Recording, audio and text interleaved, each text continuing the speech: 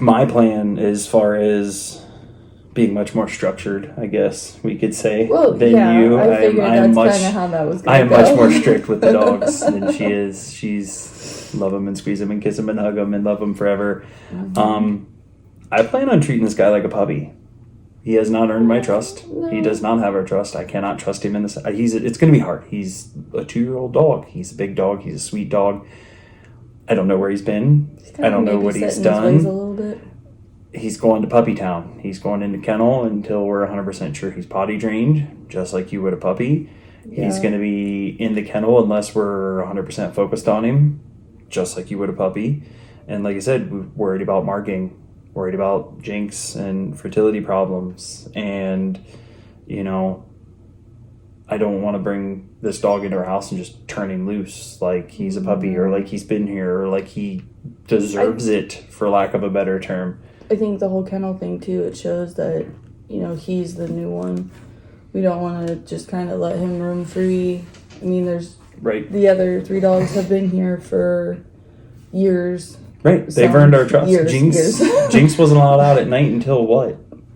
She was 1 year and a month. She's only been out roaming free in the middle of the night, which she doesn't go anywhere. She stays in bed. But we didn't let her in the bed or out of her kennel until February, and her birthday was in January. Yeah. I think that also helped Max, too, when we brought her home.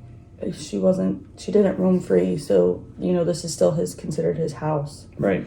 So I think the whole cage thing. And we still constrain Jinx a lot. She spends a lot of time in the kennel still. She does. Just, 2-ton Tessie won't stop eating everybody else's food. So she gets fed in the kennel. She's in there if people are here, we leave. We still don't let her roam the house. Yep. Well, she does that on her own because she knows food's coming. Food's coming. Time to get in the kennel.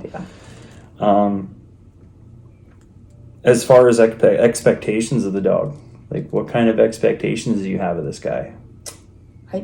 Honestly, I kind of feel like my expectations are pretty low right now. Like, I want to have high expectations for him, but at the same time, like, he's coming into a brand new situation. So it's going to be a roller coaster the first couple of days / weeks. But I'm hoping things go well. My anxiety's through the roof right now, so I'm really hoping it goes well. Yep. And we can have 4 dogs. I think it'll be fine. I think the biggest key is just like any other working dog, we got to figure out what makes him tick. Jinx is birds. She acts like a nut. We take her over to our training grounds, run a handful of birds with her, or we go up to High Point and do a session with Shelby and run on some training, some pigeons, and she calms down for a couple days until it cues back up. We have that capability, and, family friends that have been, great families to us for decades allow us to take them and run them on their farm. So we have outlets for him. We'll have to figure out what that is. And we don't even really know if he's full German short hair. Yeah, there might be something in it. Don't know. Maybe we'll do a DNA test and do another video on it. I do have to say, though, when we did have him outside in that kennel, he did seem kind of birdy. He was very birdy. I had him on a check cord, and he was all about the Robins. He was pointing. He was ready to go. Yeah. So hopefully that's something that makes him tick. Yeah, and it's kind of crazy because Jinx, we've been working with Jinx trying to get her, really would like to get her a senior hunter title through AKC. She's an AKC papered dog. We got her from a breeder that I still talk to every now and then. I have all the information. I have all of her vet records. I have everything all the way down to pictures and pedigrees of her parents and where they came from and who they are and all kinds of stuff. We don't have anything for this one. So we couldn't run him in a hunt test even if we wanted to. Right. Or at least AKC. Nor did I really want to. Like, that's not our goal, is to go grab this dog from a rescue and try to slap a title on it or whatever. Like, I told her, if he hunts, cool. It would be nice to have 2 dogs. A little more horsepower is not a bad thing. If he doesn't want to hunt, cool. Me personally, I'm looking for this to be your Jinx. I sit down on the couch, Jinx is by my side, head on my lap, chilling. and ever since, you know, Spankerton, rest in peace, you haven't had that dog companion because I'm lumpy and I don't lay well on your lap. No. Max will occasionally, but he's more of a he's a lay loner on the couch and go to the other side of the couch. He's a loner. So you did, I mean, that's something you really like about Jinx is the Velcro-ness. You know, you call her Velky quite a bit, and I think down in that might be something that you're kind of hoping for. So maybe we will even get some Huck training videos with somebody else behind the clicker this time. She refused to train Jinx, so we'll see how it goes. Other than that,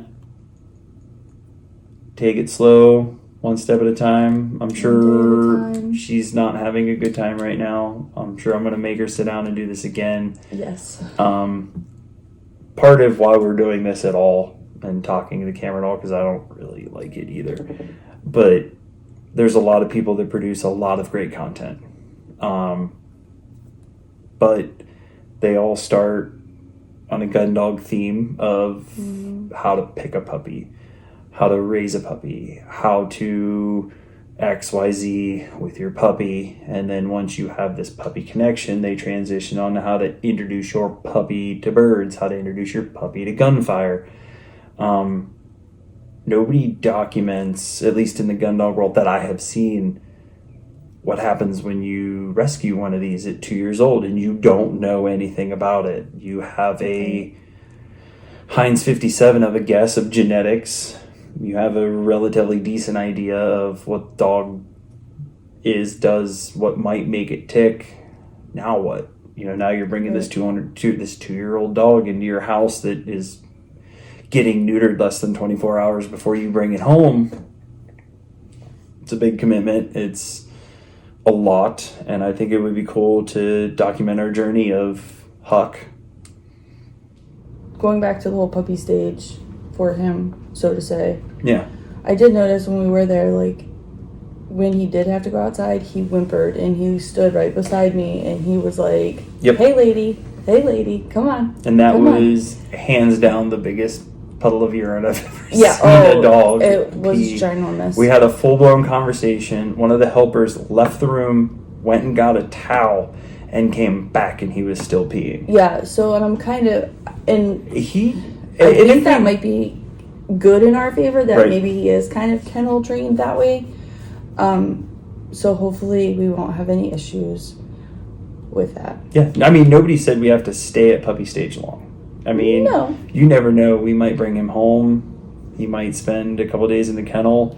We might do our first, because even as far as lessons, I think we start over from the beginning, because we don't know what the verbiage even is they used for cues. Right. So, you know, I say we bring him home, we load the clicker, we go right through our normal foundation steps that we do for what I do for foundational obedience. Mm-hmm. And so what if he flies through it? Like, he might put together the dots. Maybe they used here maybe they used kennel. I don't know. Right. Part of me doesn't necessarily think this dog was feral. I think so. He was at least somebody's dog in some capacity. Animal control kind of led to believe that they think he was dumped. So, there was other signs there that made us both think that he was definitely somebody's pet. Yes. At one point in time. I figured it was a sign, because we've talked about fostering dogs. Yep. For my puppy itch. I don't like the puppy stage, so to say. But I was just going to say, when you talk about puppy not itch, the puppy you stage. don't like puppy stage. I like puppy stage. Just the interaction with the dogs, I guess. When they love you. kind of thing. I don't know. But anyhow. The companionship. We talked about, fostering to see how it would go if we could handle it, what it was like, and we went and we were going to look at one, and by the time we got there, somebody had already was looking at it. You're talking about the Weimaraners. Yeah. We were going to foster a Weimaraner, because I didn't know necessarily I wanted a GSP. No. I had an idea. I was afraid to get a GSP, because I know they're very high strung. But I know, along the same hunting bloodline and, gun dog style. You can do a lot of field stuff with a Weimaraner. So we were going to foster a Weimaraner and just see how it went to test the waters before we came across Jinx. It was a couple weeks after that. I kind of dropped the I want a puppy thing for a while. Yeah, it was.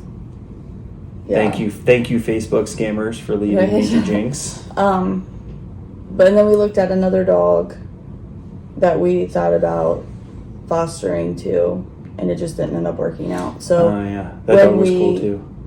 When I told him about this dog, or he showed me, and I was like, call. I was like, here's our sign. No, go get him. Yes, but on the drive. Go get him. On the drive up there, I told him, I was like, if, you know, this doesn't work out, like, there's people already in line waiting to pick him up, like, it's our sign to just get back in the car and drive back home. Yep. Because that, you know, like, that wasn't meant to be. And the fact that we went up there and there was nobody has called, nobody has wanting to even see him. Like, granted, they posted his picture, but he really wasn't technically up until the day that we went. Right. But I don't know. I figured if it was meant to be, nobody would be there or looking or asking. And nobody was there and nobody was looking or asking. So, yes. I feel like I'll have a good chance here. I'm not worried about it. She's worried about it. I'm worried about it. I'll be worried about it tomorrow. I think too, we had more time to think. I am a very seat of your pants. Very, very, very much so. Just, yeah. Am I seat of your pants? No. And I am. And I think we had to wait to get him so he could get fixed. And that whole time thinking, this whole week, thinking about it and trying to, like, come up with a plan or even, like, talk about it, I was just like, no, we're fine. Yeah, I can't do it. I'm scared. This is literally the first time I've gotten her to sit down and talk about this.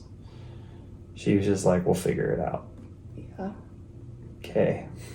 I'll figure it out. Yes, he will figure it out. Not my dog. He says that, but every dog that we have had. Not Spanky. He bit me in the face. He was a different breed. He's a different kind of dog.